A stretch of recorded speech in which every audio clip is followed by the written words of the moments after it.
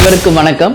அனைத்து இந்திய அண்ணா திராவிட முன்னேற்ற கழகத்தினுடைய முன்னாள் முதலமைச்சரும் இன்றைய எதிர்க்கட்சி தலைவருமாகிய அன்பு அண்ணன் எடப்பாடியார் அவர்கள் ஜானகி அம்மையாருடைய 100ஆண்டு விழாவில் கலந்து கொள்ள வேண்டும் என்பதற்கான அழைப்பிதழை முன்னாள் அமைச்சர்கள் சகோதரர் கடம்பூர் ராஜு மற்றும் உதயகுமார் மற்றும் விஜயபாஸ்கர் அவர்களும் வைகை செல்வன் அவர்களும் வீட்டுக்கு நேரடியாக வந்து அழைப்பிதழை கொடுத்தாங்க. அந்த அழைப்பிதழை வந்து நாங்கள் மனமாற ஏற்றுக்கொண்டிருக்கிறோம்.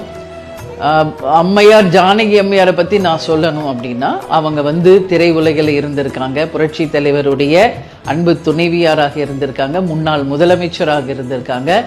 அவர்களுடைய 100ஆண்டு விழாவுக்கான அழைப்பிதழை கொடுத்ததற்காக அனைத்து இந்திய அண்ணா திராவிட முன்னேற்ற கழகத்திற்கு எங்களுடைய வாழ்த்துக்களை நாங்கள் தெரிவிச்சுக்கிறோம்.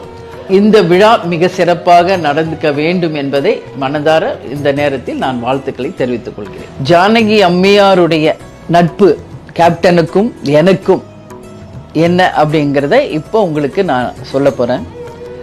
1990 திருமணம் முடிந்து சென்னைக்கு நாங்கள் வந்தவுடனே 3வது நாள் சரியாக எம்ஜிஆரினுடைய துணைவியார் ஜானகி அம்மையார் இதே வீட்டுக்கு இதே ஹாலுக்கு வந்திருந்து கேப்டனையும் என்னையும் ஆசீர்வதித்து, அந்த ஃபோட்டோஸ் எல்லாம் இங்கே உங்களுக்கு பகிர போகிறேன், வந்து இங்கே ஆசீர்வாதம் பண்ணி, மதுரையில் மாபெரும் ஒரு கூட்டம், அந்த கூட்டத்தில் என்னால் வர முடியாது, அதனால் இங்கே நேரடியாக வந்து இன்னைக்கு வாழ்த்தியிருக்கேன் அப்படின்னு சொல்லி மனதார அவங்க எங்களை 2 பேரையும் வாழ்த்தி ஆசீர்வாதம் பண்ணி, அன்னைக்கு அவங்க கொடுத்த இந்த பொக்கிஷம்தான் எம்ஜிஆர் என்று பொறிக்கப்பட்ட இந்த மோதிரம் கேப்டன் கரங்களிலும், ஜானகி எம்ஜிஆர் என்ற மோதிரம் என் கருத்திலும் அம்மா ஜானகி அம்மையார் வழங்கினாங்க. இந்த அன்பு பரிசை இன்றளவும் நான் வந்து ஒரு பொக்கிஷம் மாதிரி பாதுகாத்துக்கிட்டு இருக்கேன்.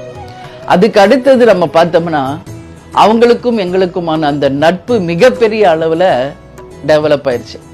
அடிக்கடி அம்மா வந்து இங்கே வருவாங்க, என்னைய வந்து ராமாவரம் தோட்டத்துக்கு வர சொல்லி அழைப்பாங்க. அதுக்கு பிறகு நீங்கள் பார்த்தீங்கன்னா தீபாவளி, கேப்டன் பிறந்த நாளுக்கு எம்ஜிஆர் ஸ்கூலில் போய் அங்கே இருக்கின்ற காது கேளாத பிள்ளைகளுக்கு அன்னதானம் வழங்குவது கேப்டன் அன்றையிலிருந்தே தொடங்கினது. 90லிருந்து இன்று வரைக்கும் அந்த கேப்டன் பிறந்த நாள் அன்னைக்கு அங்கு இருக்கின்ற அனைத்து மாணவர்களுக்கும் ஆசிரியர்களுக்கும், நம்ம ரசிகர் மன்றமாக இருந்த போதும் சரி, இப்போ தேசிய முற்போக்கு திராவிட கழகமாக மாறின பிறகும் இந்த பிறந்த நாள் வரைக்கும் அதை தொடர்ந்து நாம் வந்து அங்கு அன்னதானம் வழங்குவதை ஒரு வழக்கமாக கொண்டு இருக்கிறோம். அது மட்டும் இல்லாமல் எம்ஜிஆர் காது கேளாதோர் பள்ளிக்கு ஆண்டுதோறும் 50,000 ரூபாய் கேப்டன் வந்து வருடாந்தோறும் வந்து வழங்குவதை ஒரு வழக்கமாக வச்சிருந்தார். அது இன்றளவும் தொடர்கிறது. அதுக்கு பிறகு நீங்க பார்த்தீங்கன்னா விஜய பிரபாகரும் சண்முக பாண்டியனும் பிறந்த பிறகு ஜானகி அம்மாருக்கும் எனக்குமான நட்பு, கேப்டனுக்குமான நட்பு இன்னும் ஆழமாக அதிகரிச்சிருச்சு. ஏன்னா அவங்களுக்கு வந்து குழந்தைகள் மேல மிகப்பெரிய பற்று. அடிக்கடி வந்து இங்க குழந்தைகளை பார்க்க வந்துருவாங்க. திடீர்னு அம்மா இன்னைக்கு வந்துகிட்டு இருக்காங்க, பசங்களை பார்த்துட்டு உங்களை பார்த்துட்டு போகணும்னு சொல்றாங்க அப்படின்னு சொல்லி அடிக்கடி வருவாங்க. வந்து விஜய் பிரபாகர் மேல அவங்களுக்கு ஒரு மிகப்பெரிய பற்று. எப்பொழுதுமே அவரை வந்து தூக்கி கொஞ்சிக்கிட்டே இருப்பாங்க. சின்ன வயசுல இருந்தே அந்த மாதிரி தான். நீங்க இதுல புகைப்படங்கள்ல அதை நீங்க பார்த்தீங்கன்னா தெரியும். தன்னோட மடியில குழந்தைகளை வச்சு விளையாடிட்டு அவங்களுக்கு சாக்லேட்ஸ் எல்லாம் கொடுத்துட்டு கொஞ்ச நேரம் என்னோடையும் பேசிட்டு போறதுல அவங்களுக்கு ஒரு மிகப்பெரிய ஒரு சந்தோஷம். அதே மாதிரி திடீர்னு ஃபோன் பண்ணுவாங்க, உன்னை பார்க்கணும் மாதிரி இருக்கு, நீ வாமா ராமாவரம் தோட்டத்துக்குன்னுவாங்க, குழந்தைகளை கூப்பிட்டு வா அப்படின்வாங்க. நான் 2 குழந்தைங்களையும் கூப்பிட்டு போவேன். கேப்டன் ஷூட்டிங் போயிருப்பார்.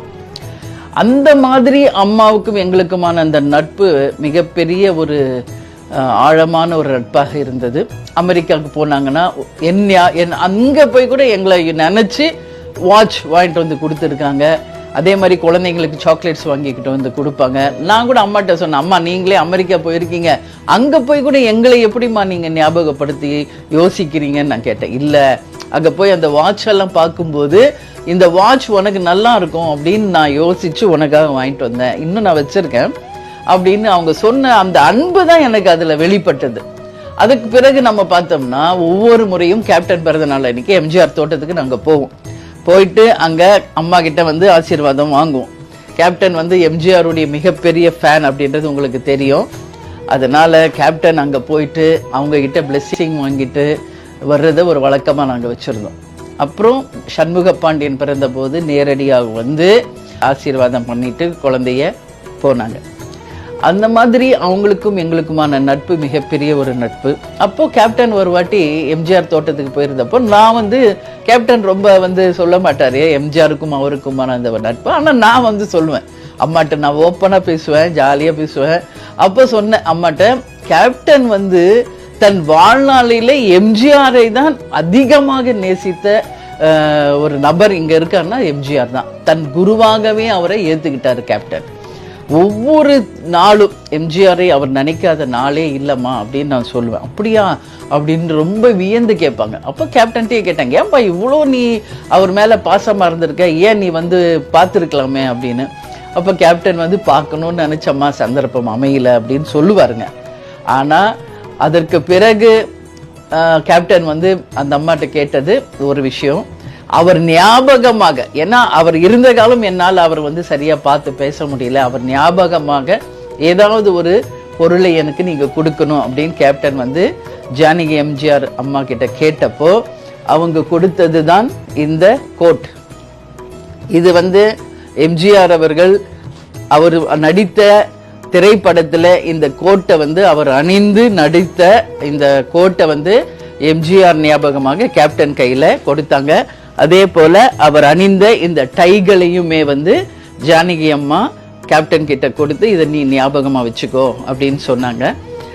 நான் வந்து அதிமுக தொண்டர்கள் கிட்ட நான் ஒரு விஷயத்தை கேட்டுக்கிறேன், இந்த கோட் புரட்சி தலைவர் எம்ஜிஆர் எந்த திரைப்படத்துல யூஸ் பண்ணியிருக்காரு அப்படிங்கறத நீங்க எனக்கு தெரியப்படுத்தணும் அப்படின்னு ஒரு அன்பான வேண்டுகோளை நான் இந்த நேரத்தில் வைக்கிறேன். அதுக்கு அடுத்தது கட்சி ஆரம்பிக்க போகிறதுக்கு முன்னாடி ஜானகி அம்மா வந்து நீ வந்து அவருடைய ஞாபகமா உனக்கு ஏதாவது வேணும்னு கேட்டீல, அப்போ கேப்டன் சொன்னாரு அவரோட பிரச்சார வாகனம் எனக்கு நீங்க கொடுக்கணும் அப்படின்னு கேட்டார். தாராளமா நீ எடுத்துக்கோ, இங்க வந்து நாங்க சும்மா தான் அதை வச்சிருக்கோம் அப்படின்னு சொல்லி எம்ஜிஆரினுடைய பிரச்சார வாகனத்தை கேப்டன் அவர்களுக்கு ஜானகி அம்மையார் வந்து பரிசாக கொடுத்தாங்க. அது இன்றளவும் நமது தேசிய முற்போக்கு திராவிட கழகத்தின் தலைமை அலுவலகத்திலே அதையும் நாங்க ஒரு பொக்கிஷம் மாதிரி பாதுகாத்துக்கிட்டோம். 2005 கேப்டன் கட்சி ஆரம்பிக்கிறதுக்கு முன்னாடி ராமாவரம் தோட்டத்துல ஜானகி அம்மையாரை சந்திச்சு புரட்சி தலைவர் எம்ஜிஆருடைய ஞாபகமாக அவருடைய பிரச்சார வாகனத்தை எனக்கு தர வேண்டும் என்று கேப்டன் கேட்டாரு. அதற்கு இணங்க ஜானகி அம்மையார் அன்பு பரிசாக கேப்டனுக்கு கொடுத்த இந்த பிரச்சார வாகனம் இன்றளவும் நமது தலைமை அலுவலகத்துல பொக்கிஷம் மாதிரி இதை பார்த்துக்கிட்டு இருக்கோம். கேப்டன் அந்த மாநாடுலயே சொன்னார், 2005 தான் நான் கட்சி ஆரம்பிக்கணும் அப்படின்னு இருக்கு, இந்த வாகனத்தினுடைய நம்பரும் 2005, இது கடவுளால் எழுதப்பட்ட நியதி விதி அப்படின்னு கேப்டன் மாநாடு திடல்லையே சொல்லியிருப்பாரு. அந்த பெருமைக்குரிய எம்ஜிஆருடைய வாகனம் தான் இது கேப்டன் பிரச்சாரம் செய்கின்ற அவருடைய வாகனம். எனவே இந்த நாள்ல இந்த விஷுவல்ஸை உங்களோட நான் ஷேர் பண்றத பெருமையா நினைக்கிறேன். எனவே இது எம்ஜிஆருடைய வாகனமும் கேப்டனுடைய வாகனமும் இரண்டும் தலைமை அலுவலகத்திலே இன்றளவும் நாங்கள் அவர்கள் இருவரின் நினைவாக இதை வந்து போற்றி பாதுகாத்து கொண்டிருக்கிறோம் என்பதை நான் தெரிவித்துக் கொள்கிறேன். அதற்கு பிறகு எம்ஜிஆருடைய முழு உருவ சிலை கேப்டனுக்கு பரிசாக கிடைத்தது. தேசிய முற்போக்கு திராவிட கழகத்தின் ஆபீஸ்ல நீங்க பாத்தீங்கன்னா எம்ஜிஆர் சிலையை தவிர வேற யார் சிலையும் இருக்காது. கேப்டன் மறைவுக்கு பிறகு கேப்டன் சிலையை இப்பதான் நம்ம நிறுவி இருக்கோம். புரட்சி தலைவர் எம்ஜிஆருடைய சிலை தேசிய முற்போக்கு திராவிட கழகத்தின் அலுவலகத்திலே இன்னைக்கு இருக்கு.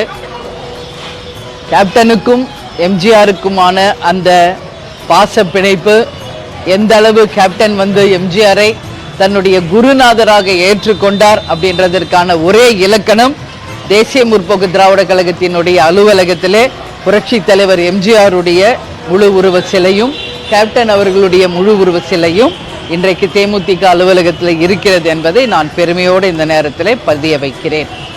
ஸோ இது மாதிரி நீங்க பார்த்தீங்கன்னா கேப்டனுக்கும் எம்ஜிஆருக்குமான அந்த மிகப்பெரிய ஒரு அன்பு பாலம் மதுரையில் அவர் வந்து படித்த காலத்திலிருந்தே உருவான ஒரு விஷயம்.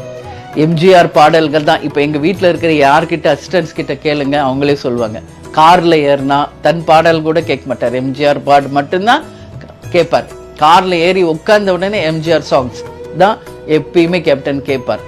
அதே மாதிரி டிவில என்னென்னவோ படங்கள், இப்போ கொஞ்சம் உடல் நலிவுற்ற பிறகு அவர் பார்க்கின்ற படங்கள் நீங்க பாத்தீங்கன்னா எம்ஜிஆர் படங்களாக தான் அங்க இருக்கும், எம்ஜிஆர் பாடல்களாக தான் இருக்கும். முன்னெல்லாம் ஆக்டிவா பெரிய ஆக்ஷன் ஹீரோவா இருந்தப்போ நிறைய இங்கிலீஷ் படம் பார்ப்பாரு, ஆக்ஷன் படங்கள் பார்த்துட்டு இருந்தார். கொஞ்சம் உடல் அழிவுற்ற பிறகு ஓய்வில் இருந்த போது அவர் விரும்பி பார்த்த படங்கள் பழைய காலத்துல எம்ஜிஆர் திரைப்படங்கள், எம்ஜிஆர் பாடல்களை தான் விரும்பி கேட்பார். அப்போ ஒரு நிறைய எங்களுடைய நினைவுகள் இருக்கு.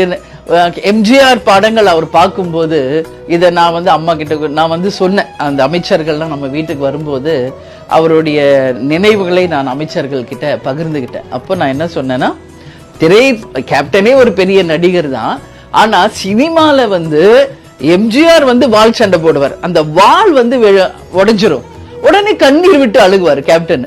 அழுவார். எங்களுக்கே ஆச்சரியம், ஏங்க அழுகுறீங்க? நான் போய் கேட்பேன்.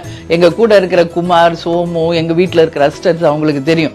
அப்ப நான் ஓடி போய் பார்த்து அப்படியே கண்ணீர் விட்டு, ஏன்னா எம்ஜிஆரோட வால் உடைஞ்சிருச்சான் அப்படின்னு அழுவாருங்க. எம்ஜிஆருக்கு ஏதாவது ஒண்ணுன்னா திரைப்படத்துல பார்த்தால் அது நிஜமாகவே நினைச்சு அழுவார். அப்போ அந்த அன்பு எம்ஜிஆர் மேல அவர் எவ்வளவு வச்சிருந்தார் என்பதை டீப்பா நம்ம வாட்ச் பண்ணா அது புரியும். அது அந்த மாதிரி எம்ஜிஆரை பார்த்தாலே உணர்ச்சி வசப்படுவார், எம்ஜிஆரோட திரைப்படங்களை பார்த்தால் சந்தோஷப்படுவார், எம்ஜிஆரை ரசிப்பார், கொண்டாடுவார். அவருடைய உடம்புல அந்த இருக்கின்ற அந்த ரத்தம் ஒவ்வொரு செல்லியும் அவருக்கு எம்ஜிஆர் தான் கடைசி வரைக்கும் இருந்தாரு. அதனால அவங்க எம்ஜிஆருக்கும் கேப்டனுக்குமான அந்த உறவு மிகப்பெரிய உறவு. நேரடியா பேசி பழகல அப்படின்னாலும் ஆத்மாத்மாக அந்த உறவு நீடித்தது. இப்ப 2 பேருமே விண்ணுலகில் இருக்காங்க. அங்கு தங்களுடைய நட்பை அவங்க 2 பேரும் நிச்சயம் பாராட்டி கொண்டிருப்பாங்க என்பதுல மாற்று கருத்தே இல்லை. இன்றளவும் கேப்டன் எம்ஜிஆர் ஸ்கூலுக்கும் எம்ஜிஆர் ஸ்கூல்ல படிக்கின்ற குழந்தைங்களுக்கும் நாங்க அவர் செய்த உதவியை இன்னும் எத்தனை ஆண்டு காலமானாலும் தொடர்வோம். நிறைய நினைவுகள் இருக்கு. கொஞ்ச நேரத்துல மொத்தத்தை என்னால சொல்ல முடியாது. அந்த அளவு அவங்க குடும்பத்திற்கும் எங்க குடும்பத்திற்குமான அந்த நட்பு இருக்கு. அப்படி இருந்தப்போதான் ஜானகி அம்மையார் மறைந்து விட்டார் அப்படின்ற செய்தி கேட்ட அடுத்த நிமிஷம் கேப்டன் ஷூட்டிங் எல்லாத்தையும் கேன்சல் பண்ணிட்டு காலையிலே அங்க போயிட்டார் ராமாவரம் தோட்டத்துக்கு. ஒரு மகனாக இருந்து அங்கேயே உடல் அடக்கம் செய்து இறுதி அஞ்சலி செலுத்தி விட்டு தான் வீட்டுக்கே வந்தார். இது அங்க எம்ஜிஆர் ஸ்கூல்ல இருக்கிற எல்லாருக்கும் தெரியும். ஜானகி அம்மையாருடைய சகோதரர் மகள் லதா, அவங்களுக்கு எல்லாமே தெரியும். எங்கள் குடும்பத்துக்கும் அவங்க குடும்பத்திற்குமான அந்த அன்பு பாலம் இன்றல்ல நேற்றல்ல, ஆரம்பத்திலேயே தொடங்கி இன்றளவும் தொடர்ந்து கொண்டிருக்கிறது. இன்னும் எத்தனை ஆண்டு காலம் ஆனாலும் அது தொடரும் என்று இந்த 100ஆண்டு நாளில் அம்மாவுக்கு கேப்டன் சார்பாகவும் என் சார்பாகவும் குடும்ப சார்பாகவும் தேசிய முற்போக்கு திராவிட கழகத்தின் சார்பாகவும் எங்களுடைய மரியாதைகளையும் அஞ்சலிகளையும் வாழ்த்துக்களையும் ஜானகி அம்மாருக்கு தெரிவித்துக் கொள்கிறோம். அனைத்து இந்திய அண்ணா திராவிட முன்னேற்ற கழகத்தை சேர்ந்த அனைத்து தொண்டர்களுக்கும் நிர்வாகிகளுக்கும் வாழ்த்துக்களை தெரிவித்துக் கொள்கிறேன். நன்றி, வணக்கம்.